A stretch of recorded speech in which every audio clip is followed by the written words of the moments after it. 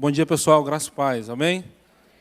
Uma alegria estar com vocês. Eu me chamo Glauco, sou pastor da Igreja Metodista aqui no Rio de Janeiro, atualmente pastoreando a Igreja Metodista em Guadalupe, junto com a minha esposa, e também exercendo a função numa assessoria regional para pessoa com deficiência, com o desafio de implantar o Ministério de Inclusão em 278 igrejas. É uma tarefa árdua, mas o Senhor tem enviado colaboradores para isso, e a gente fica muito feliz. Amém? É uma alegria ter vocês aqui. Com certeza, a pastora Aline começou esse tempo falando que a gente precisa estar pronto para a frustração, e eu tenho certeza que, assim como eu e a pastora Aline, em algum momento a gente se viu como João Batista, andando num deserto, gritando, e parecia que ninguém estava ouvindo. E se hoje a gente tem mais de 500 pessoas aqui, isso é um sinal de que Deus está levantando a sua igreja. Amém? Quem aqui já trabalha com a inclusão na igreja? Só para a gente ter uma ideia, tipo, quem já tem um ministério de inclusão? Agora, quem não tem um ministério de inclusão ainda e veio buscar... Olha isso, pastora. Glória a Deus. Isso é um motivo de muita alegria, irmãos. É um motivo de muita alegria saber que Deus está levantando outras pessoas. E eu vim para cá hoje com conteúdo muito prático. Eu vou te dar duas orientações. Primeiro, não anota nada que está no slide, que esse slide vai ficar para vocês. No final vai ter um QR Code aqui, vocês vão baixar o slide e levar para vocês. Segundo, já procura ver o que você pode aplicar amanhã na sua igreja se você receber uma criança com autismo, certo? Todo mundo aqui conhece o Autismo na Igreja, o Instagram Autismo na Igreja? Quem conhece, levanta a mão. Quem conhece o Instagram da pastora Aline, levanta a mão. Agora, quem não conhece nenhum nem outro, só para eu saber. Eu vou orar. Não, amém, é isso que eu ia dizer. Senhor, perdoa, eles não sabem o que fazem. Então, querido, se você não segue o Autismo na Igreja e não segue a pastora Aline no Instagram, faça isso hoje, porque senão o Papai do Céu vai cobrar isso de você, amém? Gente, vamos lá, nosso conteúdo é bem prático. Coloca para mim, por favor, os nossos slides, para a gente poder se orientar. Como eu disse, foca em anotar, você que gosta de anotar, aquilo que eu disser aqui, tá? Deixa os slides, você vai levar ele. Para a gente começar aí e ganhar tempo, eu não vou ficar lendo os slides na íntegra, tá? Mas eu vou... tá, muito obrigado, eu que vou passar os slides. Mas eu vou fazer alguns comentários e a gente vai focando naquilo que é mais importante, certo? Então, vamos lá. Primeira coisa para a gente se nivelar. O que é o autismo? O autismo ele é um transtorno do neurodesenvolvimento, que, de acordo com o DSM-5, que é a última atualização que foi feita em 2013, ele vai afetar a interação social do indivíduo e o seu comportamento, trazendo comportamentos restritos e repetitivos. Segundo a OMS, 1% da população mundial tem autismo. Eu, pastor Glauco, não concordo com esse número. Por quê? Porque a OMS ela pega países que fazem um controle efetivo, como os Estados Unidos, por exemplo, e juntam na média de países que não fazem um controle efetivo. Então, a média, fatalmente, ela é alterada. O dado mais recente que nós temos é um dado do CDC de dezembro de 2021, que é o Centro de Controle e Prevenção de Doenças dos Estados Unidos. Ele afirmou para nós que 1 em cada 44 crianças tem autismo. Então, não é 1%, mais de 2% das crianças de até 8 anos estão no espectro autista. Só esse já deveria ser um motivo suficiente para a gente se preocupar. A gente está falando de cada sala de aula no Brasil ter pelo menos um aluno autista. Pela evolução dessa curva, é lógico que não é só um aumento dos casos de autismo, mas também a ampliação do acesso ao diagnóstico. Mas isso é importante, precisa ser considerado. Mas a gente sabe que muitas crianças ainda não recebem o diagnóstico. Então, fatalmente, há quem diga, os estudiosos aí da área de estatística, que até 2035, muito provavelmente, todo mundo terá um autista na família. Então, quando a igreja se posiciona hoje, ela já está dando um passo em direção ao futuro. É melhor se prevenir do que remediar, não é verdade? A igreja precisa se posicionar. Pastor, na minha igreja não tem uma criança com autismo, mas esteja pronto para receber. Porque tem famílias sedentas por estar lá onde você está hoje. Eu não sei exatamente quantas igrejas representadas temos aqui, mas com certeza eu creio que existem pessoas na rua da sua igreja que gostariam muito de estar lá. Mas elas já deram de cara com tantas portas fechadas, que elas cansaram, desistiram. Mas, em nome de Jesus, a gente crê que Deus está trazendo um avivamento na área da inclusão na igreja, amém? Então, o autismo ele vai trazer esses dois comprometimentos. Para esse treinamento, a gente vai usar, para ficar mais fácil o entendimento, o que dizia o DSM-4, que vigorou até 2013. No DSM-4, ele apresentava para nós a tríade do autismo, que eram alterações na interação social, na comunicação e no comportamento. Depois vocês vão entender por quê. Vamos lá. Quais são as classificações do autismo? Isso aqui é só para a gente nivelar o nosso linguajar, a nossa abordagem. Até 2013 se dizia autismo leve, autismo moderado e autismo severo. E também era utilizado o diagnóstico de síndrome de Asperger. A partir de 2013, síndrome de Asperger entrou em desuso, embora muitos médicos ainda se refiram dessa forma, mas entrou em desuso em 2013, e a gente tem os níveis de autismo baseados nos níveis de suporte que essas pessoas precisam. Então, o autismo ele deixou de ser uma característica do indivíduo, porque todos são autistas. O que muda é que uns precisam de mais suporte e outros precisam de menos suporte. E há ainda uma flutuação ao longo do tempo, de acordo com a quantidade de terapias, aquilo que a criança é submetida. Por exemplo, o meu filho ele foi diagnosticado em 2012 com autismo severo, que seria hoje o nível 3. Hoje o autismo dele é basicamente um nível 1, só não é o nível 1 porque ele ainda não tem fala, ele não desenvolveu fala ainda. Mas está alfabetizado, frequenta a escola, frequenta todos os lugares, frequenta também a igreja. E glória a Deus por isso, porque a gente entende que nasceu com um propósito na nossa casa. Alguém precisava ouvir sobre o autismo na igreja. Só para inspirar você, eu ouvi uma frase há pouco tempo que diz o seguinte: você nunca saberá quantas pessoas tiveram a vida transformadas pelo seu exemplo, mas elas sabem. Por que eu estou trazendo essa frase aqui? O autismo lá em casa, um dia ele foi motivo de choro, um dia ele foi motivo de lamento. Mas hoje, quando a gente vê, por exemplo, a Vivi está sentada no canto ali, é uma seguidora raiz lá do autismo na igreja, e quando a gente vê as pessoas se encorajando, a partir da nossa história, para levar o tema para a igreja, a gente não sabe quantas pessoas a gente alcança. A gente não sabe quantas pessoas estão tendo acesso àquilo que a gente está falando e àquilo que a gente está mostrando que está acontecendo. Mas essas pessoas, elas nunca vão esquecer disso. O bem que você faz, você pode até esquecer para quem que você fez, mas a pessoa que recebeu, ela nunca vai se esquecer. Isso é uma verdade que a gente precisa reforçá-la todo dia. Então, quando você vem para um lugar como esse, e quando você sai daqui e vai para a sua igreja, entendendo o que precisa ser feito, você está fazendo bens por pessoas que talvez você nem conheça, mas que podem transformar a vida dessas pessoas. Então, quando eu digo que, quando eu trago essa frase, toda palestra eu sempre trago essa frase, aquilo que um dia foi motivo de choro e lamento na nossa casa, hoje tem inspirado muitas pessoas. A última vez que nós olhamos o controle lá dos nossos eventos, que a gente faz eventos online, assim como a pastora Aline, nós já estávamos em 56 países. 56 países buscando informação sobre a inclusão de autistas na igreja.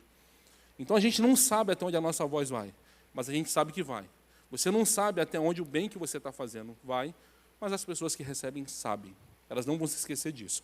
Voltando aqui para o nosso tema, a partir de 2013, a gente tem, então, 3 níveis de suporte. Nível 1, nível 2 e nível 3. Nível 1 de suporte precisa de pouco, em alguns casos até nenhum tipo de suporte.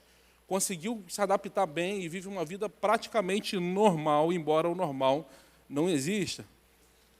Nível 2, ele precisa de um suporte substancial. E o nível 3 precisa de muito suporte substancial. São pessoas que dificilmente conseguirão atingir ali uma autonomia. Tá? Então, o nível ele não é da pessoa em si, mas é do suporte que ela precisa. E por que é importante a gente aprender isso? Porque a gente ainda vive num tempo, fulano tem autismo, mas o autismo é leve. Eu quero fazer uma pergunta, é leve para quem? É leve para quem? Porque não dá para dizer que alguém tem um autismo que é leve se essa pessoa tem 14 vezes mais risco de cometer suicídio. Se essa pessoa tem muita dificuldade, muitas vezes, para frequentar um ambiente como esse, que para você não traz nenhum tipo de risco, entende? Então, assim, é leve para quem? Só é leve para quem rotula. Não existe autismo leve. Existem níveis de suporte. E o DSM-5, ele também, o autismo, o síndrome de Asperger, transtorno global do desenvolvimento, transtorno invasivo do desenvolvimento, eles entraram em desuso a partir de 2013, com a atualização. Vamos lá, para a gente avançar no tema, que é o propósito dessa palestra, o autismo, as dificuldades de inclusão do autista na igreja. Como eu disse, a gente vai considerar aquilo que o DSM dizia, a tríade do autismo: alterações na comunicação, alterações na interação social e alterações no comportamento. Preste atenção nessa figura. Isso aqui é o que se chamava a tríade do autismo. Eles juntaram aqui a comunicação com a interação social. Mas, para efeito da igreja, é importante a gente observar isso dessa forma. A gente está falando de pessoas que têm alteração na forma como elas interagem com outras pessoas. A gente está falando de pessoas que têm dificuldades e comprometimentos na questão da comunicação. Comunicação verbal e comunicação não verbal. Tá? Comunicação não é só aquilo que se fala e se ouve, mas o ambiente comunica, as luzes aqui comunicam, o som da caixa de som comunica, o perfume da pessoa que está sentada do seu lado comunica, alguém que passa perto de você e dá um tapinha nas costas comunica, tudo isso, a temperatura do ar-condicionado comunica, tudo isso são comunicações. A gente se comunica, como que você interage com o meio onde você vive? É através das suas entradas e saídas, entradas sensoriais e as respostas que você dá para essas entradas. Então, a gente tem a tríade do autismo: interação social, a comunicação, verbal, não verbal, e o comportamento. O comportamento, na maioria das vezes, as alterações comportamentais, elas acontecem por excessos, tanto na interação social, como também na comunicação. Então, fatalmente, ele vai apresentar ali uma alteração comportamental. Agora, olha que interessante, a igreja também é uma tríade. Pensa comigo se a igreja não é uma tríade. A igreja é composta por pessoas, a igreja são as pessoas. Tudo o que acontece na igreja comunica. Não é só o que eu estou falando aqui, não é só o que o Ministério de Louvor estava tocando. Tudo, a temperatura do ar-condicionado, a luz que está sobre algumas pessoas e outras não. O perfume de alguém. Em igrejas menores, é possível que tenham pessoas aqui que são de igrejas menores, que às vezes o templo é pequeno, um espaço que ainda é alugado, e aí coloca a cantina na porta da igreja. O cheiro do pastel que invade a igreja comunica. Tudo comunica. Tudo comunica. O irmão que canta desafinado do lado na hora do louvor comunica. São coisas comuns, acontecem em todos os lugares, inclusive aqui. E a igreja tem as suas regras de conduta. Deixa eu fazer uma pergunta para você. Existe igreja sem pessoas, sim ou não? Sim ou não? Existe igreja sem comunicação, sim ou não? Agora, a regra de conduta dá para adaptar? A forma de fazer culto dá para adaptar? Pensar uma maneira de acolher as nossas crianças de forma adaptada, de forma que elas recebam a palavra de Deus naquele ambiente, dá para fazer? Então, vamos lá. Avançando um pouquinho. O que acontece quando a gente bota esse indivíduo dentro da igreja? Acontece um choque. Você está falando de pessoas que têm alterações comportamentais, pessoas que têm, prejuízos na interação social. Você está falando de colocar essas pessoas num ambiente cheio de gente. Você está falando de pegar pessoas que têm dificuldade com a comunicação, e principalmente com os excessos dela, e colocar num ambiente onde tudo comunica. Fatalmente, sempre vai acontecer alguma alteração comportamental. E o que a gente precisa entender? Como igreja, o nosso chamado como pessoas que se preocupam com a inclusão. Lá na minha igreja a gente tem, o meu filho hoje está com 12 anos, eu não falei isso, gente, me perdoem. Eu sou casado com a pastora Angélica e sou pai do Azaf. Azaf, autista, está com 12 anos hoje. A gente tem um Azaf e a gente está trazendo de volta a Débora. A Débora é uma autista severo, com 40 anos, que cresceu na igreja, ficou fora da igreja na pandemia e agora está tendo que ter todo um trabalho de readaptar a Débora à agenda da igreja. 40 anos. A gente foca no ministério infantil, eu já falei isso com a pastora Aline em outro momento, porque de fato é a parte mais importante. Se a criança aprende, isso é Bíblia, ensina o teu filho no caminho que deve andar. Se o autista aprende a vir para a igreja quando criança, é mais fácil ele permanecer até a vida adulta. Então, a parte mais importante da inclusão é o Ministério Infantil. Todo dia me questionam, pastor, tem que falar sobre o autismo adulto. Eu falo também. Mas a parte mais importante são as crianças. Se a gente ganhar as crianças, daqui a pouco a igreja está cheia de adulto autista. Mas vamos lá. Fatalmente a gente vai ter que adaptar alguma coisa. Ou pelos excessos, minimizar os excessos, conscientizar a igreja que está tudo bem se tem uma criança que não gosta de ser tocada. A gente vê criança, a gente quer abraçar, quer apertar, quer agarrar. Criança é um troço gostoso de pegar. Mas tem criança que não suporta isso. E está tudo bem. Quando a gente vai conseguir fazer isso? Quando a igreja estiver educada para isso. E a sua missão, você que saiu da sua casa hoje, não sei qual distância que você percorreu, já conversei com a Josilene, que veio lá de Piúma, no Espírito Santo, já vivi Cachoeira de Macacu, se eu não me engano, né? Quissamã, gente, é longe Quissamã. Veio uma galera de Quissamã. Eu tenho certeza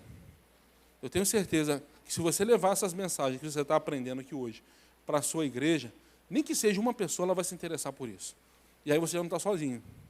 Mas vamos lá, a gente não consegue tirar pessoas da igreja, não consegue tirar a comunicação da igreja, mas a gente pode rever os nossos protocolos. E esse é o papel da inclusão, adaptar para que todo mundo receba aquilo que está sendo ensinado, aquilo que está sendo ministrado, certo? Avançando um pouquinho, uma estrutura básica para você trabalhar com a inclusão de autistas na igreja. A primeira coisa que você precisa pensar, você precisa de uma rede de apoio.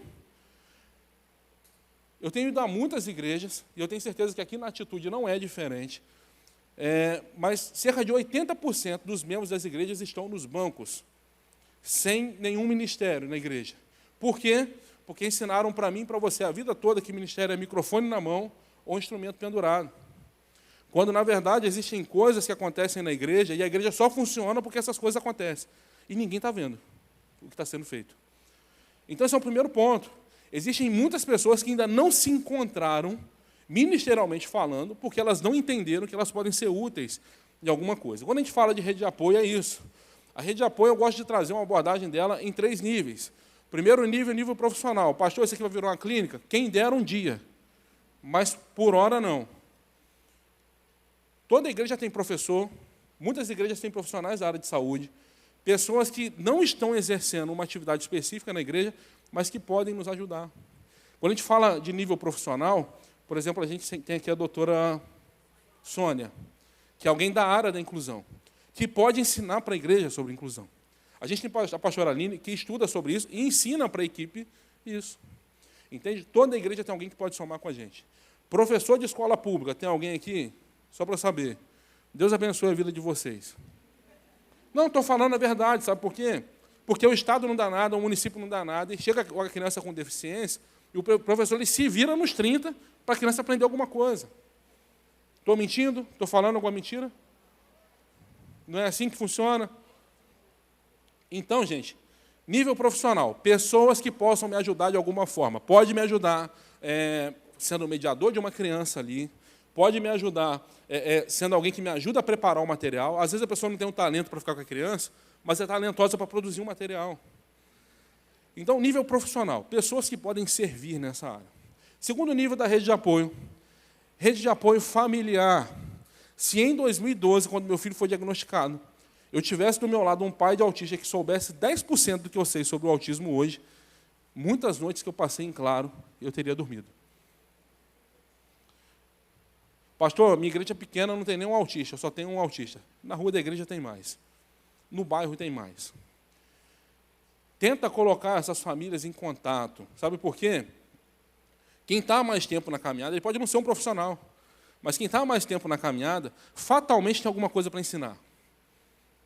É sempre assim. Ele está há mais tempo na jornada. Tem coisa que ele viveu que você não viveu ainda. Por exemplo, meu filho está entrando na adolescência, está na fase da puberdade.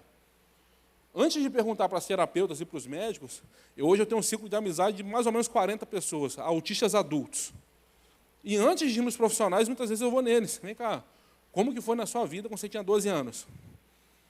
Como que você passou pela puberdade? Me ajuda aí que eu preciso ajudar o Azaf. Entende?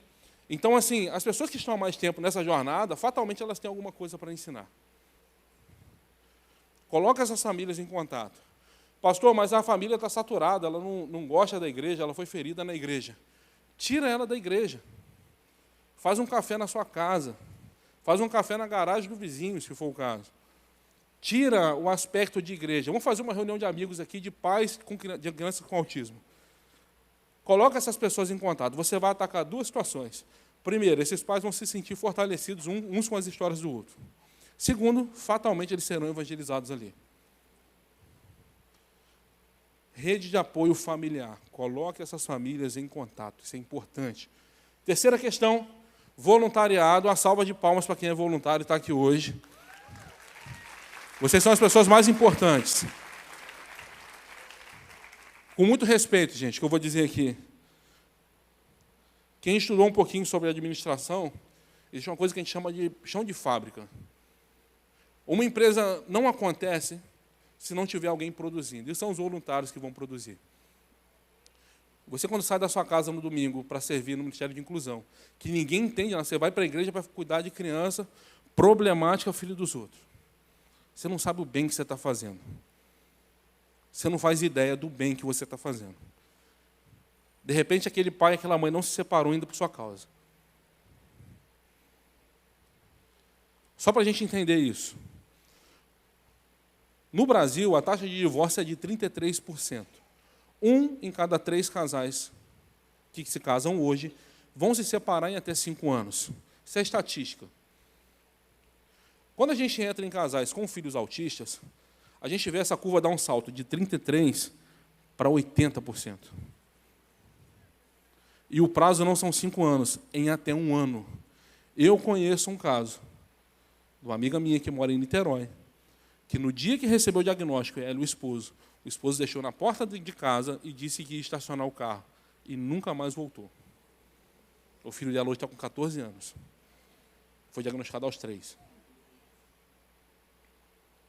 Quando eu falo que o voluntariado é a parte mais importante nesse processo, vocês estão poupando casamentos. Vocês estão ajudando a evitar o suicídio.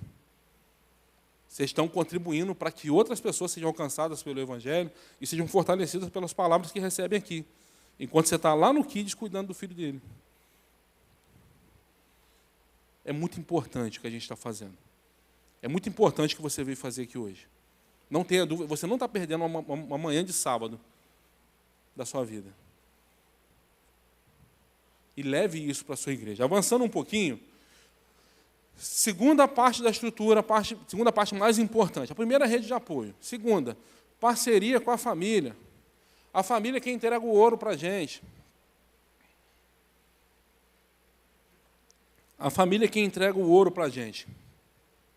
A família que sabe o que agita, o que acalma a criança. O que provoca a crise e o que ajuda a resolver a crise. A família que tem isso para dar para a gente. A família que pode ajudar a gente nessa jornada, nessa tarefa. Então, a parceria com a família é importante.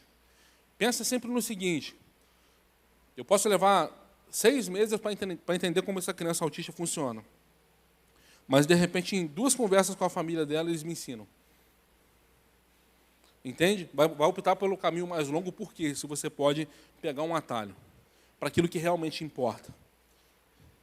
Terceira parte, entenda o ambiente. Daqui a pouco a gente vai entrar em questões sensoriais, isso vai ficar mais claro. Entenda o ambiente, entenda como que funciona a dinâmica quando você está num espaço como esse.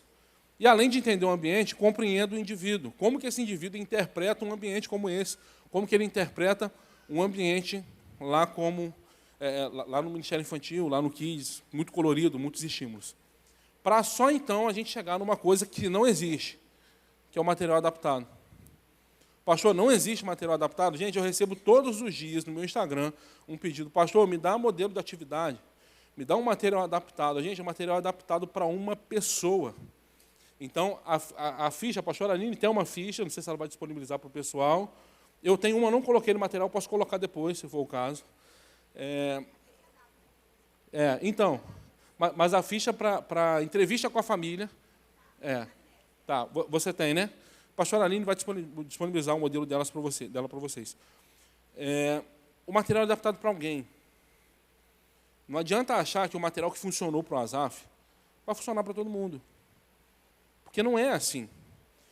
Todos os dias, pastor, material adaptado. Tá, mas vem cá, eu não conheço sua criança.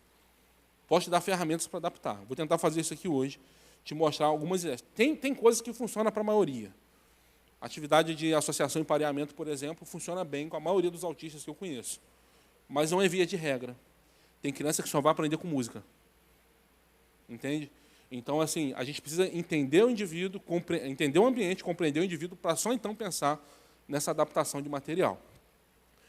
Principais ferramentas que a gente vai utilizar. Aqui foi a estrutura. Tá? Uma estrutura básica, assim. Se você pode acrescentar aquilo que você acha que é necessário de acordo com a sua realidade. Isso aqui é bem básico. Principais ferramentas, isso aqui é muito importante. Se você começar a aplicar isso aqui amanhã, você vai sentir a diferença. Primeira ferramenta, rotina.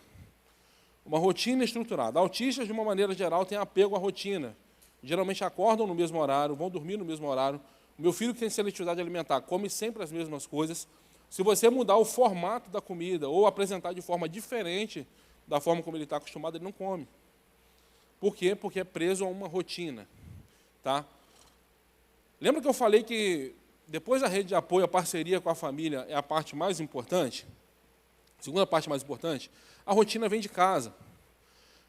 Não adianta o pai aparecer uma vez no mês, uma vez a cada 2 meses na igreja e achar que a criança vai ser incluída, porque é um processo. Por que a criança consegue ir na fono toda semana e na igreja ele não consegue? Porque na fono ele vai de forma sistemática, toda quinta-feira, às 3h. E na igreja o pai aparece um domingo para tomar ceia, depois no último domingo do mês seguinte. Não tem como. Ou faz parte da rotina, ou você não consegue incluir. Então os pais precisam estar conscientes disso. Você precisa saber como que você vai ajudar o seu filho. A gente, como igreja, a gente pode orientar. Ele precisa vir. Traga ele toda semana. Se ele ficou 10 minutos, e na outra semana ele ficou 11, glória a Deus, comemora isso, porque é 10% a mais que ele ficou. Vamos lá. E aí, antecipação é importante. O Asaf ama ir para a igreja. Os nossos cultos semanais são na quinta-feira. Na quinta-feira ele já acorda sendo avisado, hoje é dia de culto. Ele vai para a escola, depois ele vai para as terapias, e ele sabe que à noite vai para a igreja. No sábado, ele já é avisado, amanhã é dia de culto, e é de manhã e à noite. A gente não tem problema, posso colocar no carro e levar, avisar dentro do carro, mas a gente antecipa, por quê? Porque isso já gera tanto uma expectativa, como também ele sabe o que ele vai experimentar ali, o que ele vai vivenciar ali naquele espaço. Sabe que vai ser um lugar muito estimulante, então ele emocionalmente se prepara para aquilo, entende? Então é importante antecipar. Tá? Antecipar, por exemplo, o lugar que ele vai, antecipar com quem que ele vai estar. A igreja tem equipe de inclusão, cada semana vai estar com uma pessoa diferente.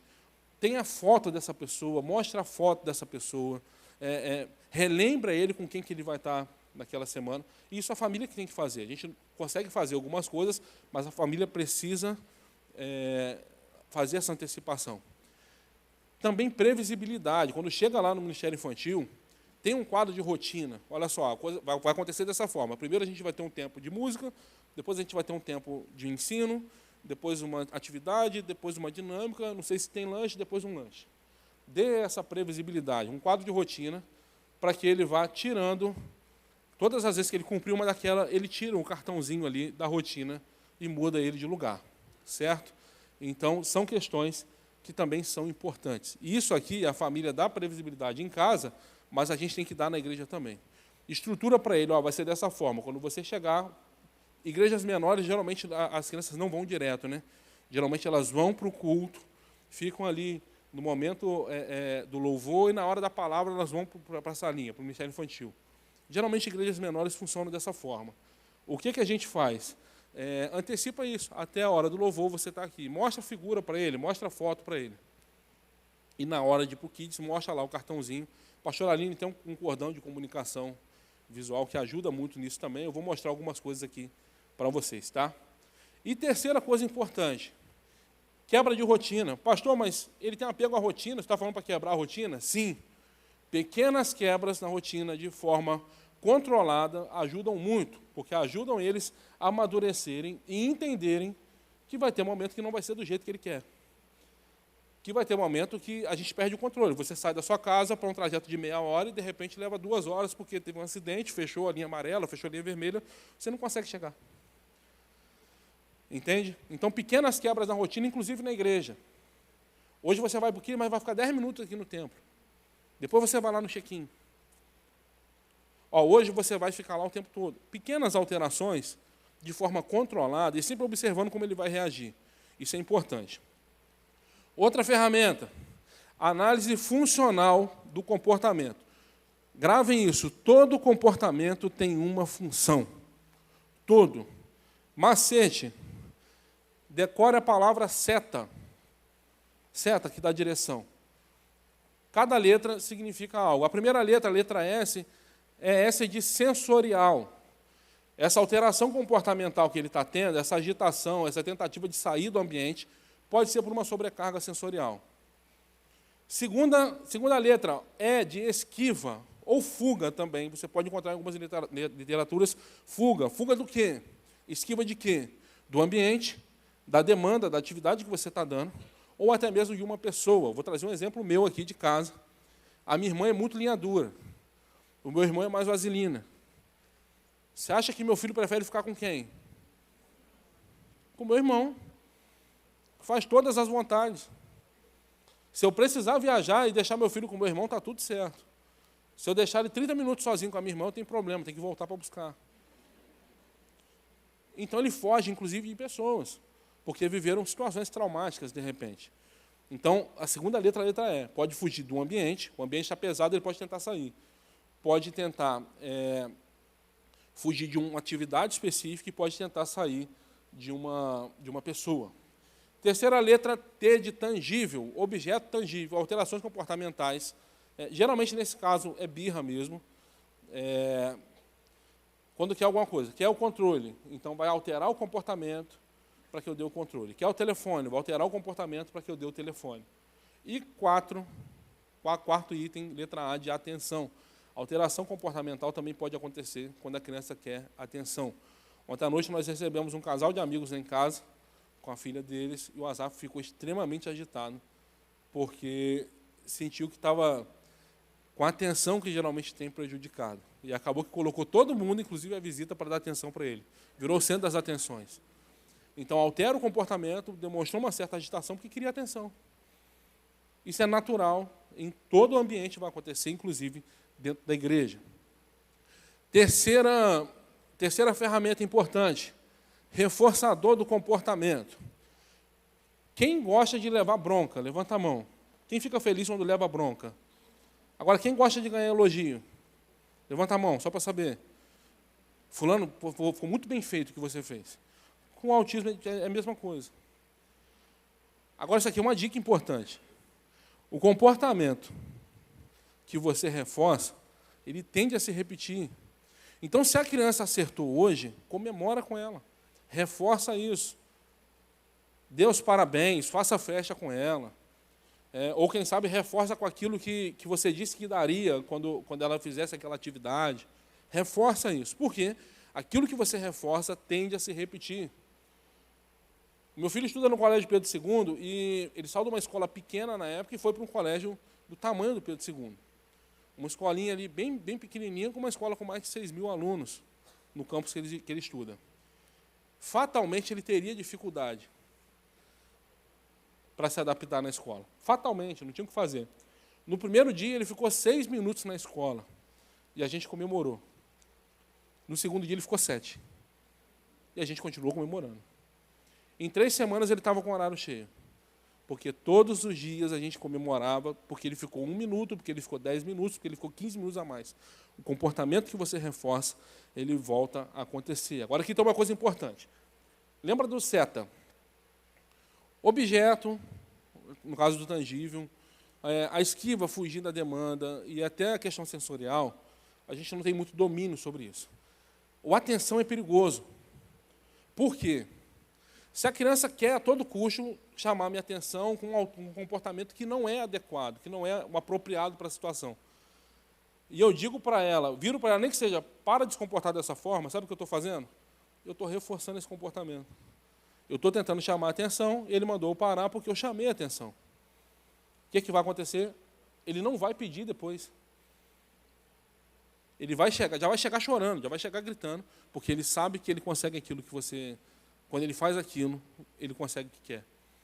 Então, gente, isso é questão de inteligência emocional. Às vezes é difícil você lidar com uma criança chorando, gritando do seu lado. Mas, às vezes, é necessário ignorar um pouquinho a situação, para que ele entenda que não é no grito, não é no choro, que ele vai conseguir aquilo que ele quer. O não também reforça. Então, precisa ter cuidado com isso. Tá?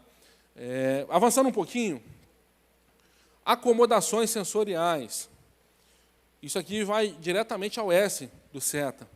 O que são acomodações sensoriais? São dispositivos, ferramentas, recursos que a gente vai usar para minimizar ou para ampliar o tipo de estímulo sensorial que ele está recebendo. Então, por exemplo, é muito comum você ver autistas que tampam o ouvido quando entram na igreja por causa do barulho. Mas tem autistas que não têm esse problema, a gente vai ver isso daqui a pouco. Autistas que tampam o ouvido, muitas vezes você resolve com um abafador. Mas tem autistas que buscam pelo estímulo, pelo nível de responsividade ser mais baixo. Então, tem autista que vai evitar aquele estímulo, mas tem autista que vai buscar por eles. A gente vai falar disso daqui a pouquinho.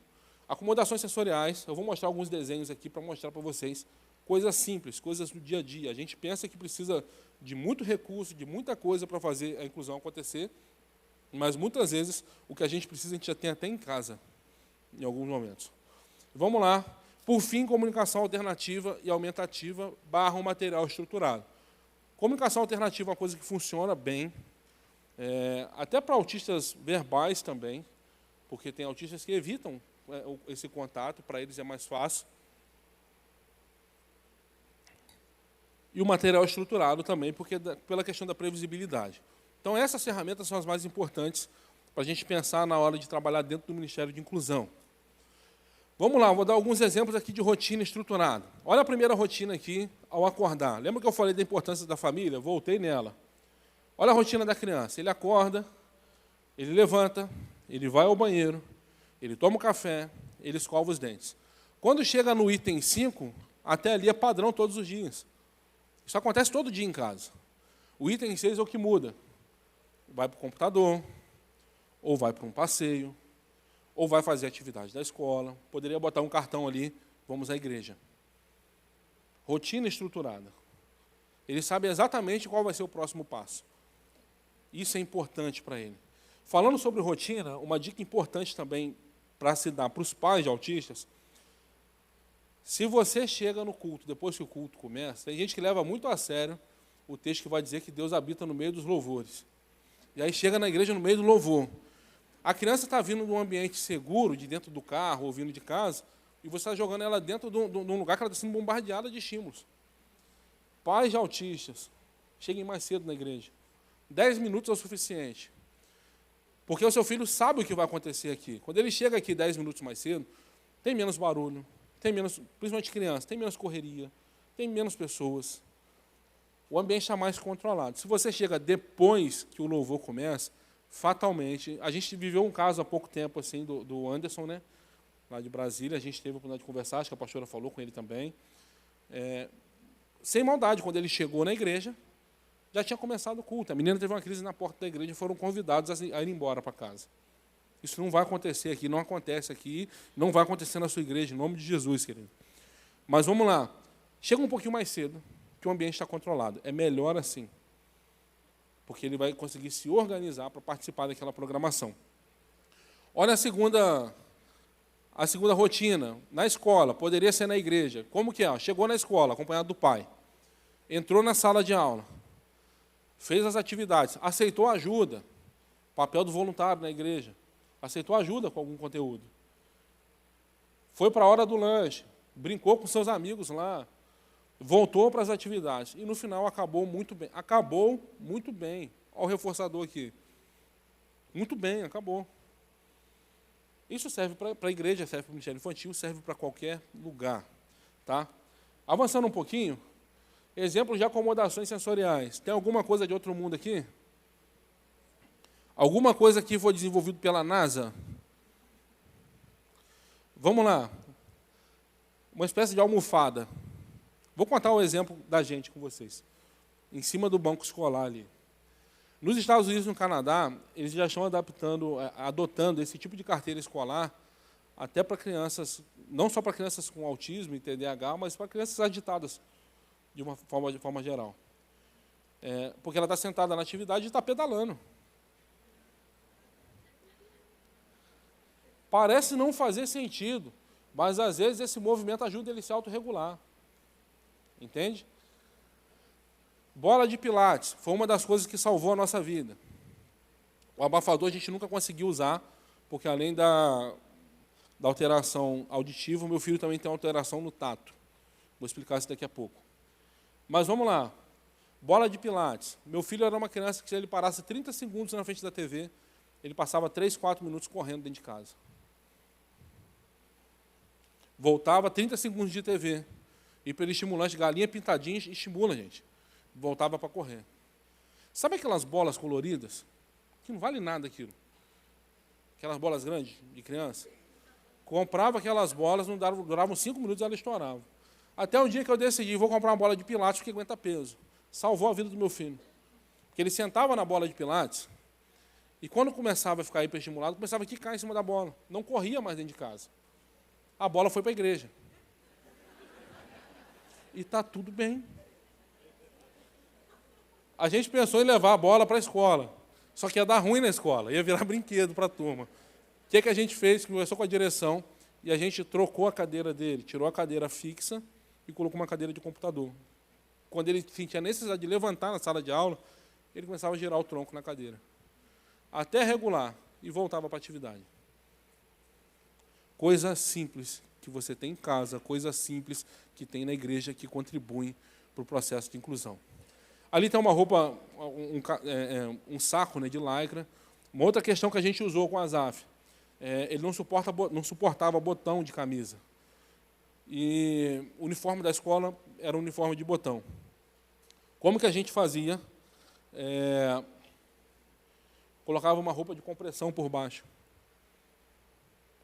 do uniforme, porque aquilo protegia o tato. Até ele aprender a lidar com aquele tipo de roupa.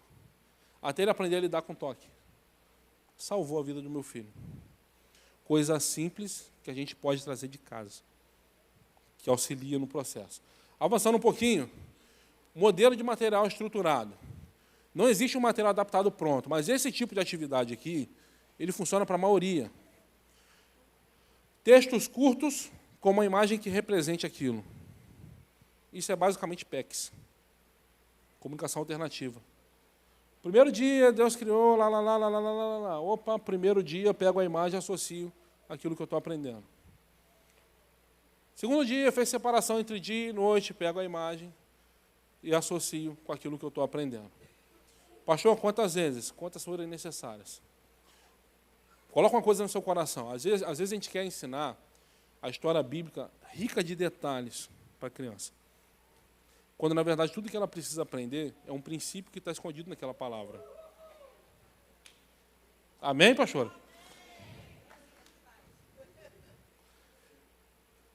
O que meu filho tem que saber que Jonas entrou na barriga de um peixe, depois saiu de lá e foi chegar num lugar onde deveria ter ido? Ele precisa saber que ele precisa ser obediente. Ele precisa saber que quando ele anda com a mãe dele na rua hoje, que ele é maior do que ela, ele tem que esperar ela dar o sinal para ele atravessar a rua. Tem que aprender a obediência. É isso, gente. A palavra de Deus é princípio, é vida, é aquilo que você traz para a sua vida. Pouco importa se ele decorou a história. Ele aprendeu o princípio, glória a Deus, vamos partir para o próximo princípio. A palavra precisa mudar a nossa vida no cotidiano. Avançando um pouquinho. Isso aqui é muito importante. Transtorno do processamento sensorial. Pastor, mas você não veio para falar de autismo? Sim. Só que 98% das crianças autistas também têm o TPS, transtorno de processamento sensorial. Fecha o teu olho. Fecha os olhos, vamos fazer um exercício aqui. Tenta identificar quantos estímulos você recebe aqui, agora. Temperatura do ar-condicionado, a luz está mais forte em um lugar, mais clara no outro. O telão está comunicando com você. Tem alguém com perfume do seu lado. Você está com fome. Você está preocupado porque tem muita coisa para fazer, não sabe se o sábado vai ser suficiente. Você não sabe como vai ser segunda-feira. O boleto vem segunda-feira.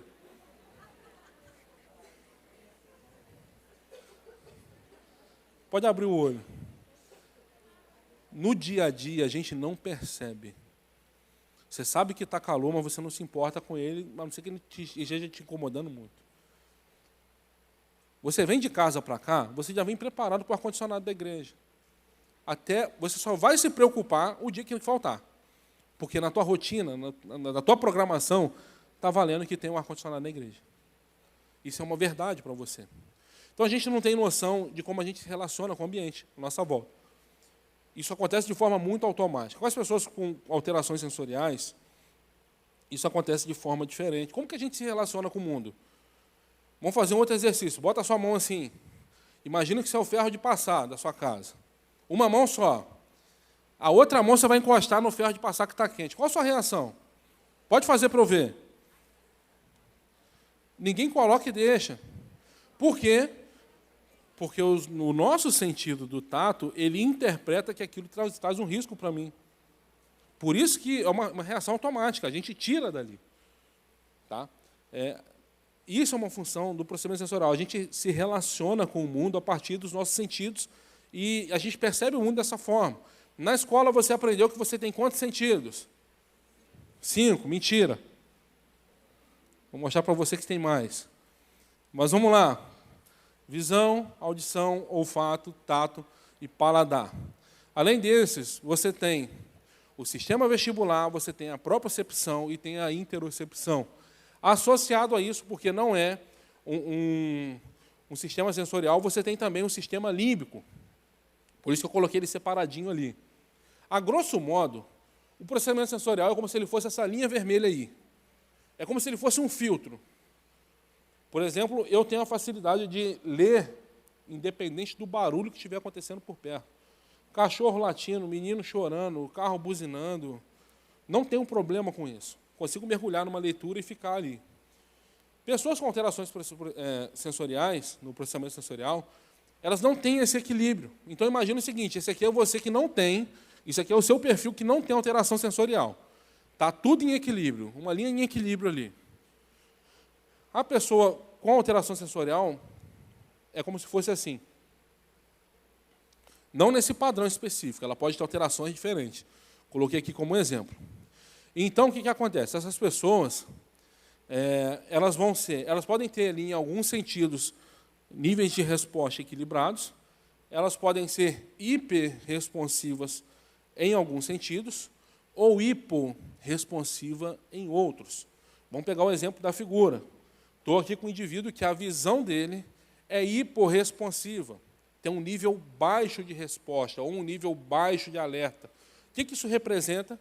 Que para eu conseguir estimular essa pessoa na visão, eu tenho que dar muito estímulo.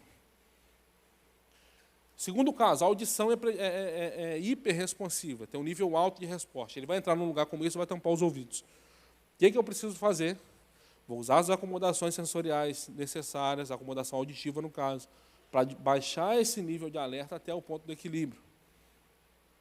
E assim com os outros sentidos. Eu falei que ia explicar para você, visão, audição, olfato, tato, paladar, não tem dúvida, certo? Vestibular, relacionado ao equilíbrio, movimento olho-cabeça. Propriocepção, percepção do próprio corpo.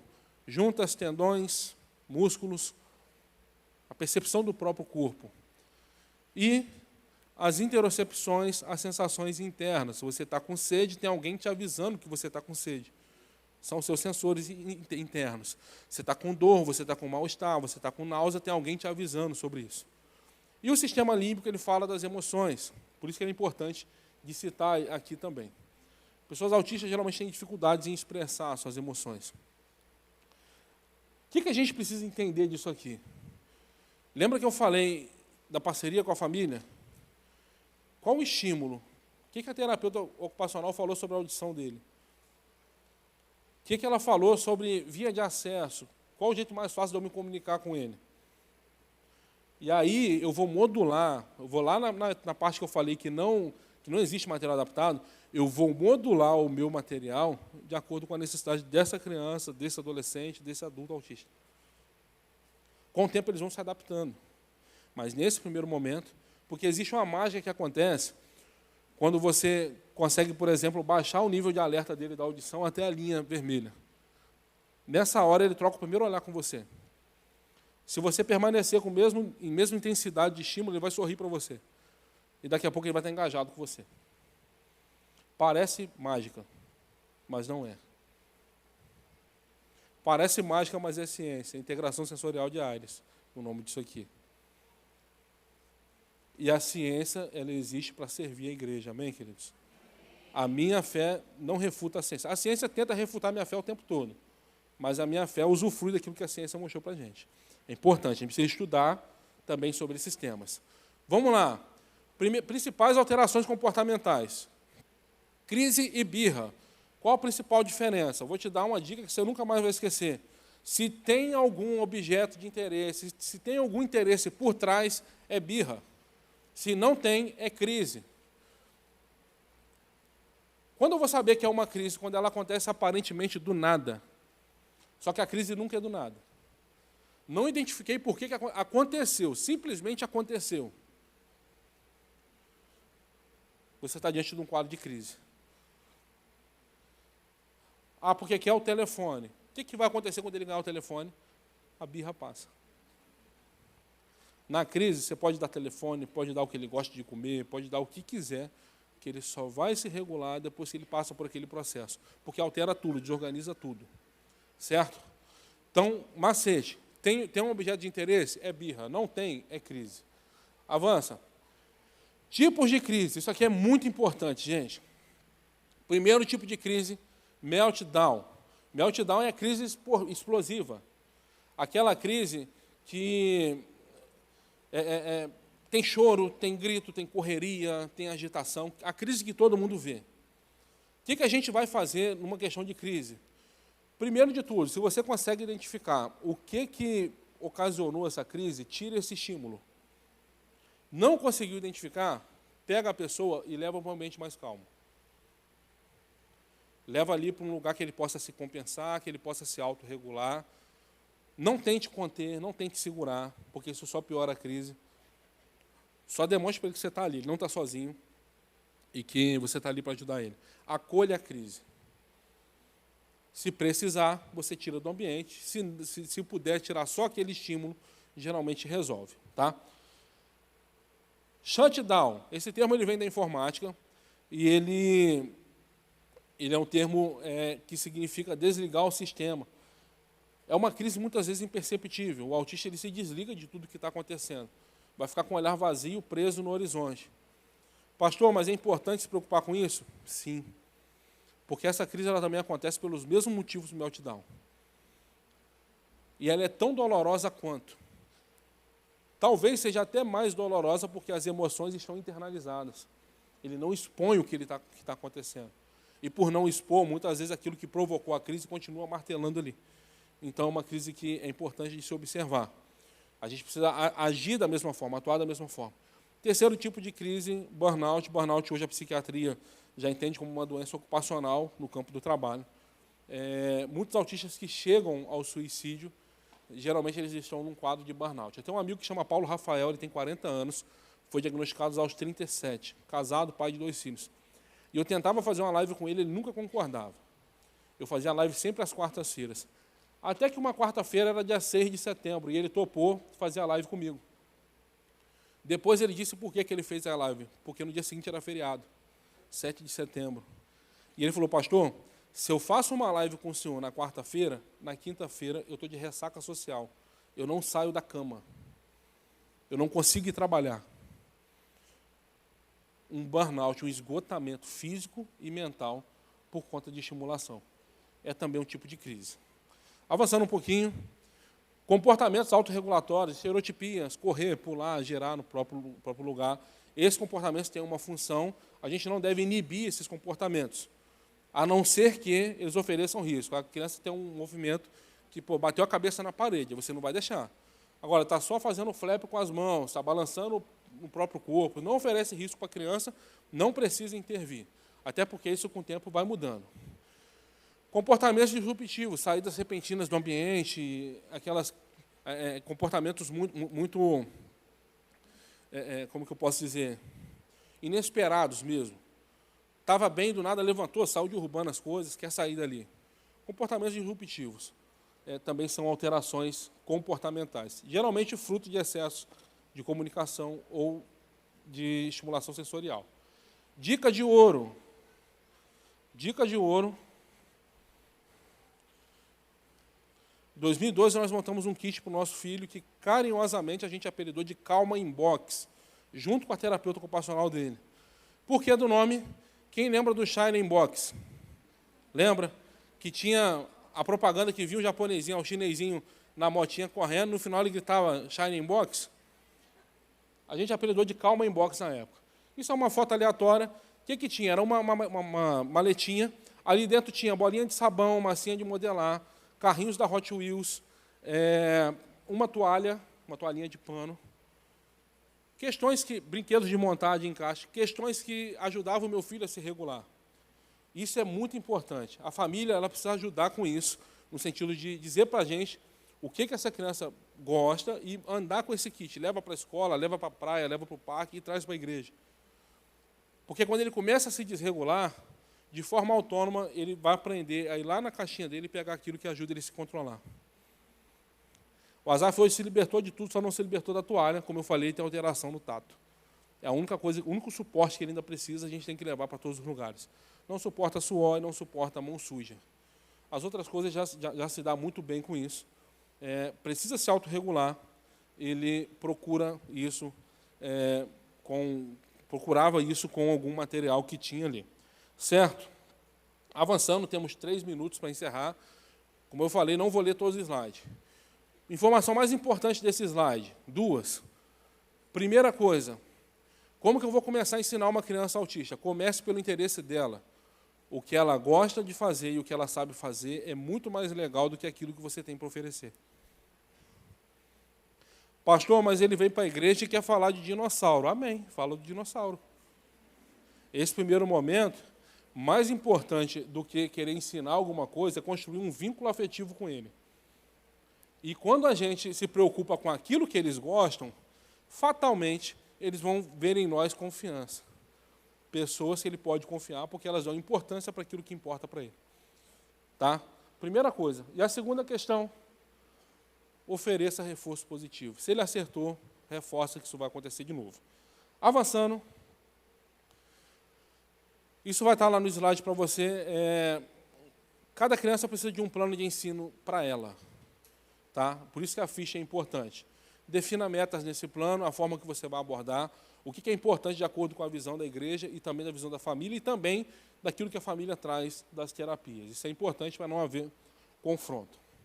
Por fim, para a gente encerrar, pega o seu telefone, abra a câmera,